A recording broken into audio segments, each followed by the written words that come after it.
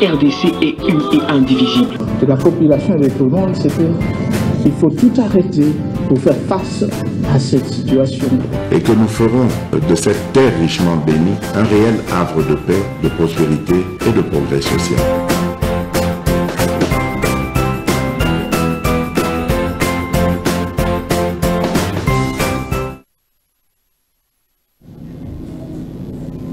Débat est ouvert.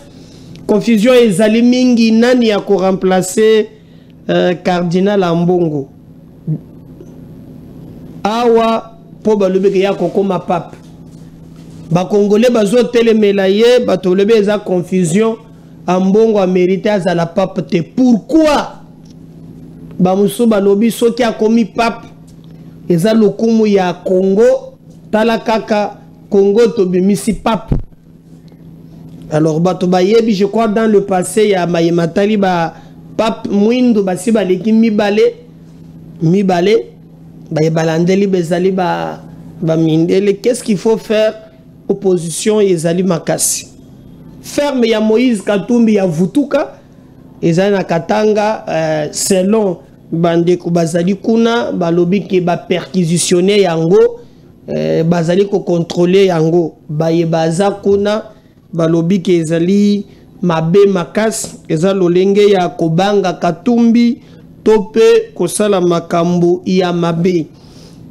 Balobi Fayulu akotisi renouvellement ya passeport et que il a eu son passeport dans 2 semaines. Alors batu ya Katumbi balobi mais pourquoi et comme on attend ya Katumbi et comme longue histoire depuis akotisa ti lelo azozwa passeport nyonso wana togobe tango n'émission ya mokolo mwalelo braquage ekomi mingi na Kishasa bato bazo tambola kana manduki na moi kobomaka bato tope kobotola bato biloko andoro ya 24 bayibaza na Kishasa pour retenir que eyeko salema pe na lemba ezalaki somo la guerre commencé biloko tomona kana bumwana wana et salama kuna et puis batu ba tamboli bokomona dans cette émission na manduki ezalaki vraiment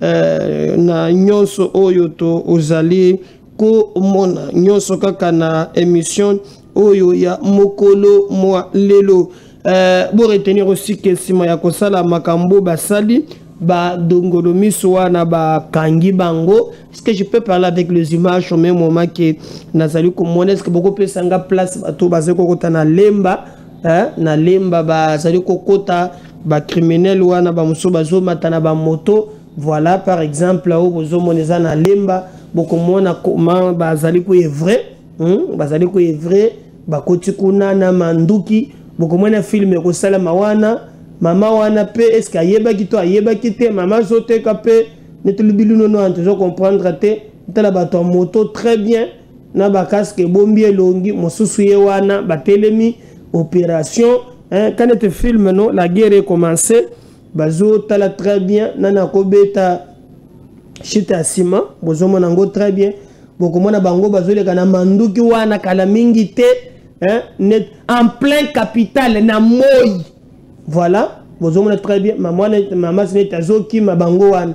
Vous avez très bien Manduki, Tala bangoan. Très bien na Manduki. Nana côté les mali, bamatina ba moto.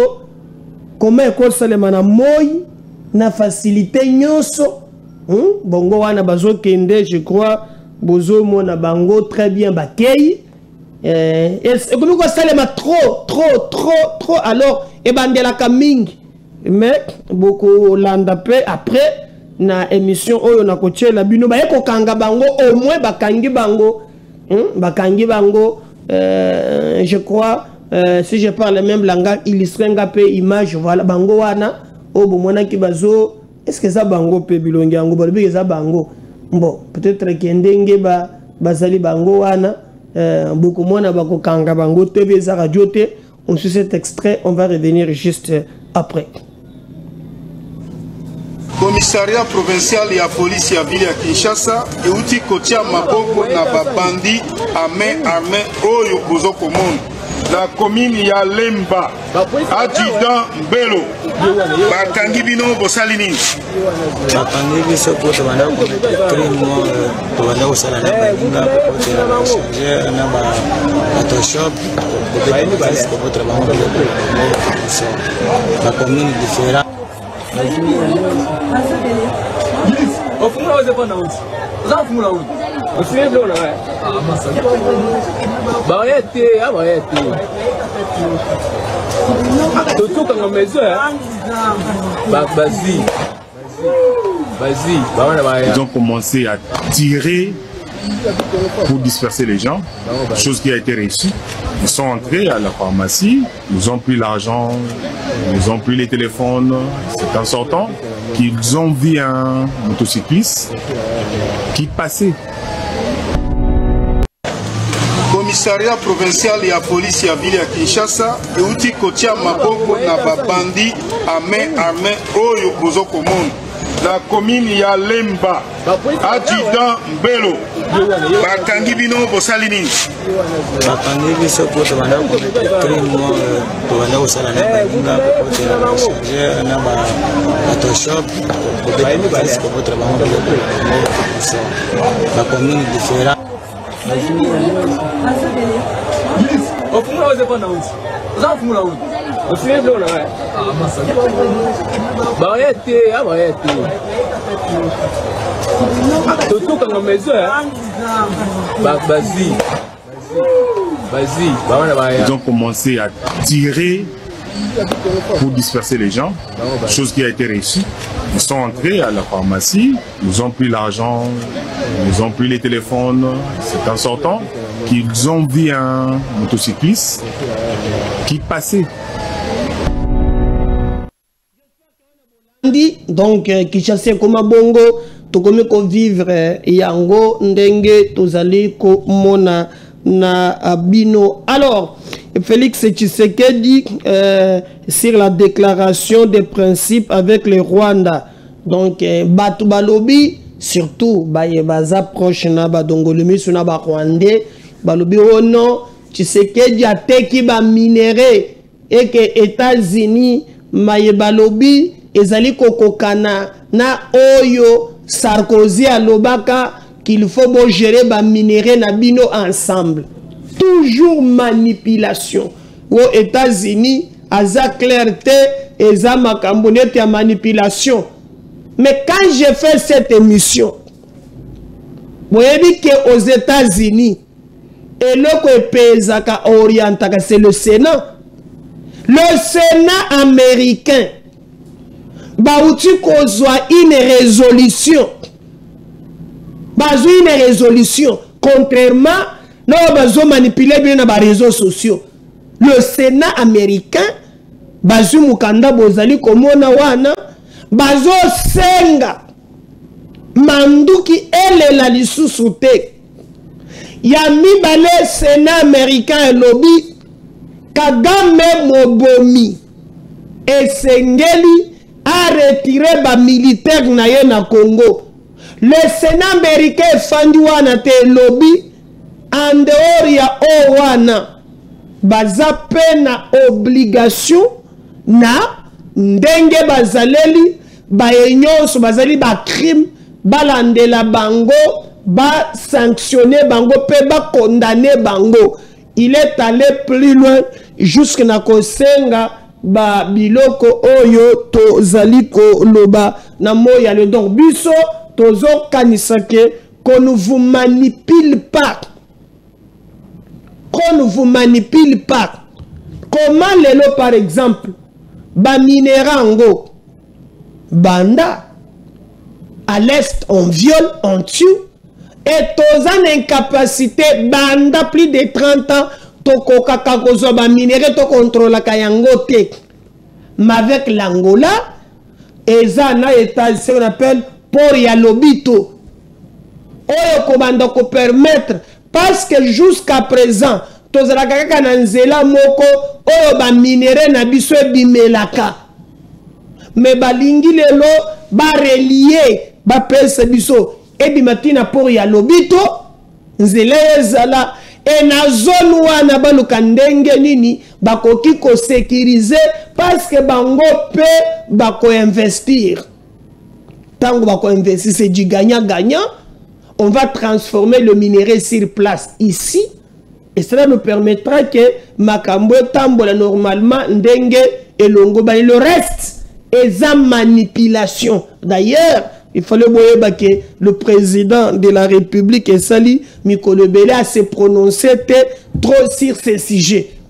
Donc, il n'y a pas un Kamomoko Boye, oh, bah, Sali Pobateka, bah, minéré, bah, salawa, des manipulation. Il y a baye, oh, baye, biango. Banda Likambo et Bandi, ezo soit Kabila, ezo soit Katumbi, ezo soit Bayebozo benga ba opposant. Pourquoi? Parce que bazana ba agenda caché. Donc, d'ailleurs, le président de la République a se prononcé na likambouana o etali ba minéré nandenge ba signaka nini wana. Je vous rappelle que ministre affaires étrangères ya Mboka na biso na ministre affaires étrangères ya Rwanda bakutanaki, ils ont signé ce qu'on bazo benga accord de principe. Hein? Il fallait beau très bien. Et d'ailleurs, Donald Trump, à celle qui interview Moko, a lobby clairement que non, il est azo là de telle façon que Azaliko s'impliquer pour la paix. Et celui qui est nommé Kolozo à Liboso, et c'est la pona Congo, et c'est la pona Rwanda, Kimia et Kozalana sous-région. Mais votre lobby, il est en train de faire la diplomatie et qu'il est en train de privilégier l'intérêt des États-Unis. Certes, l'État n'a pas d'amis ni d'ennemis, l'État n'a que des intérêts. Il faut retenir très bien que ce que Trump fait, ils allaient pour défendre l'intérêt des États-Unis. Mais Dieu merci, que le Congo peut un président qui va défendre aussi les intérêts des Congolais. Donc il n'y a rien. Dans mon kilo, il y a les relations entre États, il y a Pamba, Ezalakate. Ezalakate, c'est du donnant, donc il y a PSI, il y a PSI, mais en réalité, chacun vise les intérêts. Il y a Mbokanaye, Awa. Mais, Banda Basigna Mokandawana, le président de la République, Nano Tikala Kolobata Mokolo, Mokote, mais pour une fois, il s'est prononcé. Est-ce que Fachi a quel côté kaba minéré na bisonde to sale ko kanaba américain? Est-ce que eza bongo topé eza juste manipulation? Je vais vous laisser suivre le président de la République hier monto zali ko kambambo kanabiso hier monto biba contour qui nous explique au moins au finish nini ezali ko le kana dossier wana pour te tomber dans solo na ba vrai congolais. On suit ça, on revient juste après. Alors à propos de cette déclaration de principe, vous le dites, c'est une déclaration de principe, c'est vrai, c'est un pas dans la bonne direction, la direction que j'ai toujours souhaité imprimer dans mon pays. Et cet engagement, je l'ai pris devant mon peuple et je le tiendrai jusqu'au bout. Je ramènerai la paix, mais la paix véritable et définitive. Après ce que vous êtes en train de voir, il n'y aura plus de problème d'instabilité en République démocratique du Congo. Ça, c'est mon vœu et mon serment à la fois. Et je n'en dirai pas plus, vous comprendrez pourquoi, parce que évidemment, je respecte les initiatives prises par nos partenaires. Je vous donne simplement rendez-vous le jour où cette paix deviendra réalité. Voilà, je vous remercie. Excellence, monsieur. Alors à propos de cette déclaration de principe, vous le dites, c'est une déclaration de principe, c'est vrai, c'est un pas dans la bonne direction, la direction que j'ai toujours souhaité imprimer dans mon pays. Et cet engagement, je l'ai pris devant mon peuple et je le tiendrai jusqu'au bout. Je ramènerai la paix, mais la paix véritable et définitive. Après ce que vous êtes en train de voir, il n'y aura plus de problème d'instabilité en République démocratique du Congo. Ça, c'est mon vœu et mon serment à la fois. Et je n'en dirai pas plus, vous comprendrez pourquoi, parce que évidemment, je respecte les initiatives prises par nos partenaires. Qui n'a pas voulu polémiquer na ba débat oyo bato bazali ko alimenter awa. Nini ezoleka na Katanga précisément na ba ferme ya Moïse Katumbi. Je vous rappelle pendant qu'on réfléchir ba mosusu ba mémoire ba yeba zoye bate Mikolo eleki awa bomonaki on disait Moïse Katumbi aza de mèche na bananga. Et d'ailleurs, Malouba na bango, vous vous souvenez à l'époque que Nanga voulait déjà passer la pomme vers les Katanga. Et même quand le président de la République a dit dernièrement à lobby qu'il faut gouvernement de la très dire envers le mouvement wana ya ba bengi ba maïmaï. Donc à Sakana quitté le président de la République a pensé qu'il ba injonction. D'ailleurs, à l'époque, souvenez-vous, le débat Izalaki, Katumbi voulait même à Sala aéroport, à Komisango piste et permettre à l'avion. N'a pas information, ce n'était pas des avions comme tels, mais c'était tout un plan. Oilingaki Salima, na Bandeko Oyo, il y a M23 pour dans la piste na bango aménagé Bakita. Et tango dossier wana et Bimaka. Je crois que Ndeko Kima ya Moïse Katumbi ya Libela Yangowan. D'ailleurs, il y avait même son chauffeur à l'époque, Oyo ba Kangakie, ba Tchekie Maboko, et d'ailleurs, il a permis même que Babilo Kebele eye bana. Souvenez-vous que non, il fallait batikaye, enlever, mais ils n'ont jamais dit la vérité quant à ça.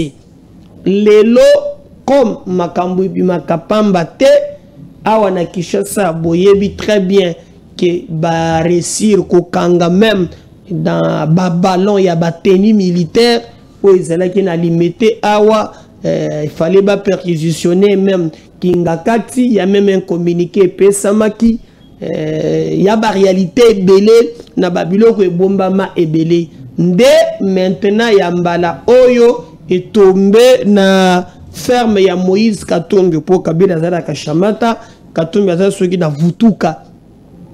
Alors, na ba information au batonaye ba lobby batinde ba militaire ba encercler yango. Mais déjà à l'époque quand on parlait Makambuya aéroport Lingaki Sala, déjà il y avait des soupçons que non même chauffeur naye akendaka kolakisa même ba bisika musus oyo Bazoa même Baminduki et autres.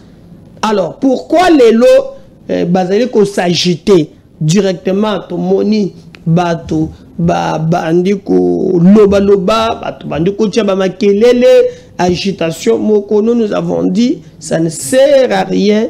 Il y a comme Malikambona ndenge wana, au contraire il faut que kende malembe pour tes solutions na ba makambonyoso et monana, mais sur terrain, te belé, zali ko comprendre tes agitations, Katumbi a commis na Yango. Donc, s'il y a des militaires comme to Yokiba Zali Koloba, c'est que dans le cadre aussi, il y a un service, il y a quoi enquêter, il faut toye boyoka ke Kabila Zalaki na Goma, ayeko bima aki na Swaziland Namibie pour na ko aveugler battu.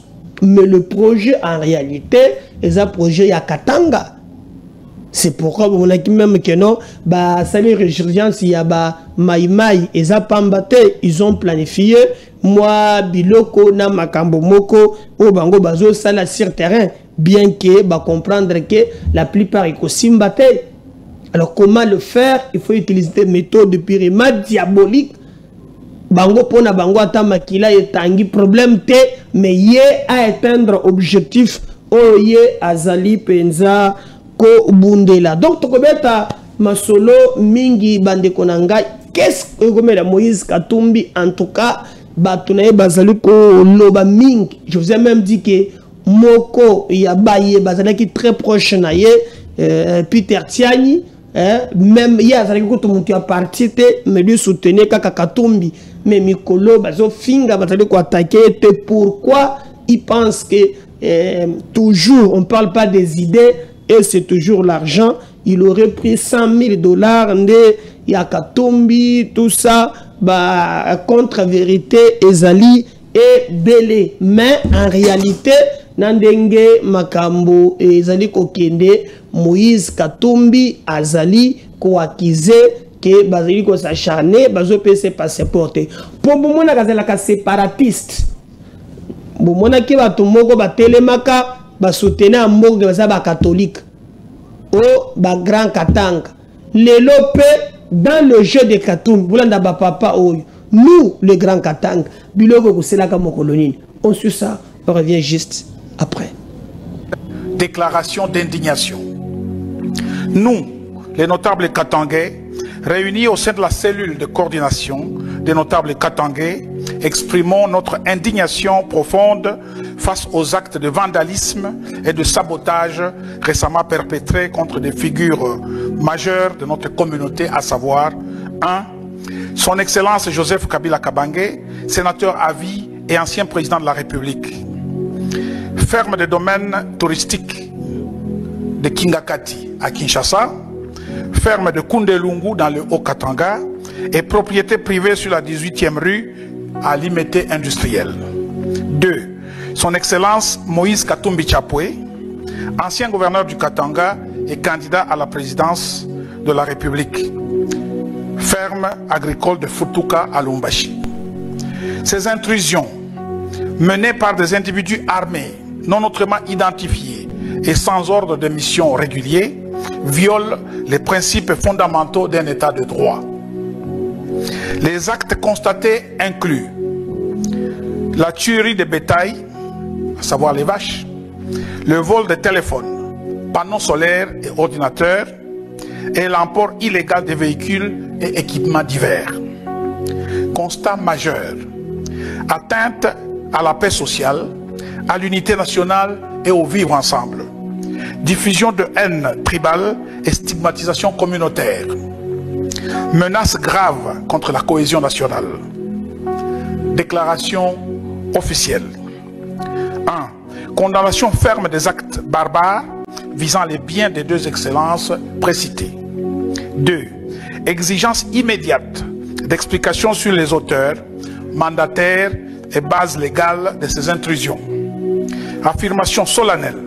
Le peuple katangais n'est ni faible ni un mouton de panurge.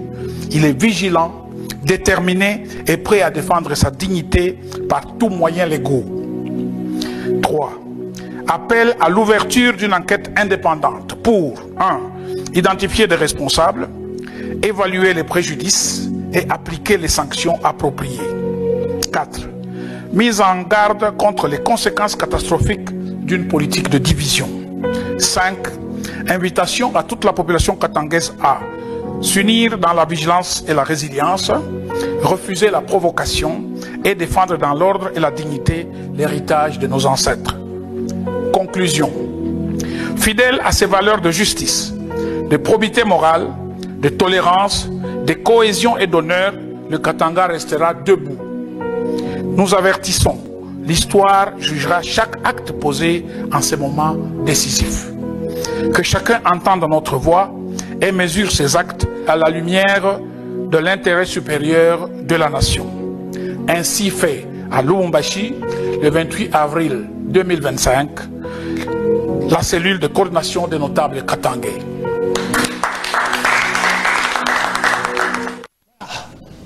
Wana Bolandi, toujours Bakatangé.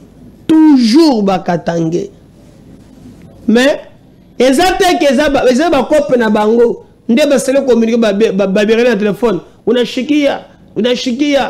Hein? Tuna bamba eloko. Donc, bazo beta, bazo boulande.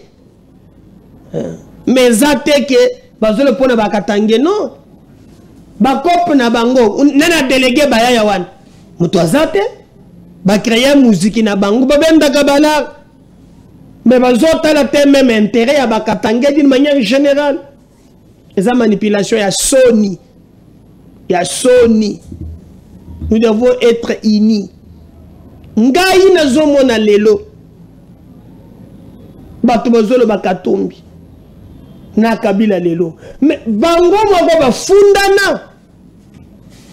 Dieu na biso moko kufango yumukena. D'ailleurs, tout moko ya Salomo Kalonazolo Bandelbi, vous voulez qu'on vous rappelle comment on a fabriqué la nationalité katangaise?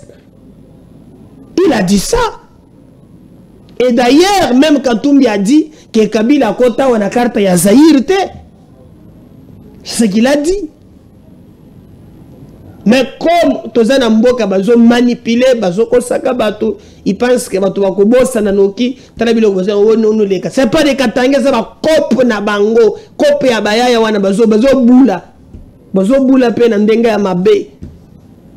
Ndenga mabe. On doit être sérieux, bato bazo talabiso, nous avons un grand pays, biso mokonde toko pesa mboka na biso lo lenge oyo bato bako respecter les biso. Katumbi azalaki yao. Nani mutatindi en exil. Sogom vient na biso Vwemba. Abimia au président de l'Assemblée provinciale. Yowan abimi na aéroport. Est-ce que exil abimi na aéroport Yanzil? Na Moni Diongo et les autres. Les gens qui yanang. Yawon bazo bunda maintenant pour na bango et logo tozo ça les la matin pourvu que ce qui les intéresse c'est ça en ya Tshisekedi. Biloko na ya bandou les Katangais doit s'arrêter. Et puis ngato na toujours ba gouverneur. Tango ba ko sala ba discours wana séparatiste. Vos services ba yeba kate. Hein? Ba yeba kate. Nous sommes un pays phototique la mboka moko. Toko comme na niveau ya makambo tozo mona na teza impossible. Je dis bien impossible. Ça passe. Toluka ndenge nini ya kobundela Congo et non pas ba individu. Okotala pe bato ya mayele bato ba professeur ba entouré wan so tali ezali kambu ya bwanya tele kambu ya libumu. Donc quand tout le monde commence à réfléchir na type digestif, c'est que mboka ngweza so na venir mingi te. Mingi te. Il y a un débat qui divise maintenant la classe politique. Cardinal Mbongo balobi ye pas ça parmi na lignée ba cardinaux ba moko ba ko voter pour comme pape. Mais déjà à l'interne, il y a déjà des divergences graves. Ba mso lobi jamais ya kokoma pape azaka motema mabe to ba na pape ya motema mabe. Parce que non, il faut comment parce que cette fierté il y a Congo to bimisa un pape. Bato baza divisé mais ngana mais quand même ko zoela bino bo comprendre analyse oyo salemana makambo ya pape oyo ndenge ba kopona pape ya sika ne sait que les gens pensent mingi na Fridolin Mbongo est-ce que ça na chance wana on suit ça on va revenir juste après. Diriger, ce sont les indispensables avec Lucille de Villers.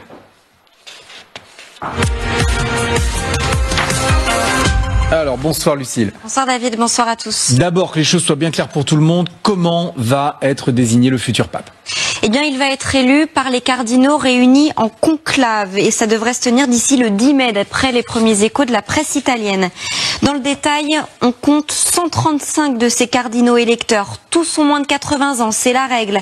53 Européens, dont 17 Italiens et 6 Français, 23 d'Asie, 23 d'Amérique latine, 18 du continent africain, 14 d'Amérique du Nord, 4 d'Océanie. Quant au vote en lui-même, c'est cet homme qui le préside, Giovanni Battista Re, le doyen du Collège des cardinaux. Tout va se dérouler à huis clos à l'intérieur de la chapelle Sixtine. Pas de téléphone, pas de télévision, pas d'internet. Le scrutin se déroule à bulletin secret. La règle veut aussi que les cardinaux s'abstiennent de voter pour eux-mêmes. En théorie, des sessions de vote vont se tenir jusqu'à ce qu'un nom recueille les 2/3 des suffrages, 90 voix. Si aucun candidat n'obtient la majorité, on continue jusqu'à 4 sessions au cours d'une même journée. Puis vient le dépouillement. Les bulletins sont brûlés 2 fois, à midi, puis à 19 h.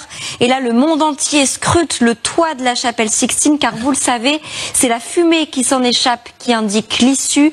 Fumée noire, pas de majorité. Fumée blanche, le nouveau souverain pontife est désigné. Pour vous donner une idée, il avait fallu 2 jours et 5 scrutins pour élire le pape François en 2013. Quels sont aujourd'hui, à notre connaissance, les favoris? Eh bien d'abord, ce qui est intéressant, c'est que le Collège des cardinaux est à l'image du pape François. Il a lui-même nommé 8 cardinaux sur 10. Ils viennent pour la plupart des pays du Sud, Algérie, Pérou, Équateur, Chili. Beaucoup y voient donc une influence européenne de moins en moins déterminante. Peut-on en tirer des conclusions? Sûrement pas. Toutefois, les connaisseurs de la curie sont partagés. Certains anticipent l'élection d'une figure proche du pape François, sociale, progressiste, et là 2 noms reviennent régulièrement, 2 Italiens, celui de Pietro Parolin d'abord, c'est le favori des parieurs, signe particulier, il est le secrétaire d'État du Vatican, une sorte de premier ministre, le numéro 2 du Saint-Siège, bref, l'un des plus influents. Beaucoup voient en lui un diplomate capable de surmonter les clivages au sein de la curie. Le deuxième favori, c'est lui, Matteo Zuppi, l'archevêque de Bologne, un profil progressiste dans la droite ligne des préoccupations du pape François. Outre l'Italie, il y a Anders Arborelius, l'archevêque de Stockholm. Il a l'estime aussi bien des conservateurs que des progressistes et c'est un fervent défenseur de la cause environnementale. Citons aussi le cardinal Peter Turkson du Ghana, sur la même ligne. Et puis certains n'excluent pas un pape asiatique ou africain. Et là c'est le nom du Philippin Luis Antonio Gokim Tagle qui revient le plus. Ex-archevêque de Manille, il revendique lui aussi des positions progressistes. On l'appelle même le François asiatique. À l'inverse, d'autres parmi les bookmakers anticipent une rupture avec l'approche du pape François et un retour au conservatisme. Et là, 2 candidats sortent du lot. Le premier, le cardinal Peter Erdo de Hongrie, un défenseur de la doctrine catholique traditionnelle. Le deuxième, le très conservateur guinéen Robert Sarah, nommé par Benoît XVI en 2010. Il s'oppose à toute réforme de l'Église. Il est contre le célibat des prêtres. Enfin, un autre nom revient avec insistance, le cardinal Fridolin Ambongo, archevêque de Kinshasa, l'homme fort de l'Église catholique américaine, un opposant au pape François très conservateur sur le plan de la doctrine et plus progressiste en matière sociale. Tout dernier mot, beaucoup relèvent cette année la très grande diversité des cardinaux qui se connaissent peu et ne se voient quasiment jamais. C'est un des éléments qui pourrait déjouer les pronostics. Merci beaucoup Lucille. Déjouer les pronostics. Olaga moteme tozwa pape na Congo akobosa na makambuya le rima fingi biso lobi o ba congolais ka bloqué to pété kaka mabine. Mais mabine eza na nzoto to sa ndene papa cardinal. To tika ko bine. Ayo zoko ma pape. Mutotuninga mutune au président Médard. Bongo c'est par exemple ce frère de la Mbongo comme pape. Ye muntu ko ya biso to ke tubisone to ko kende kona. Ah. Ono mutuni no zoto na ngande kona ngai. Biso don to zabo to ko fanda kona. Eza na sens ne? Na zanga réponse à kopesa yo. Il tire le diable par la queue. Dans le numéro Moussous, abonnez-vous, partagez les liens. Merci. Bye.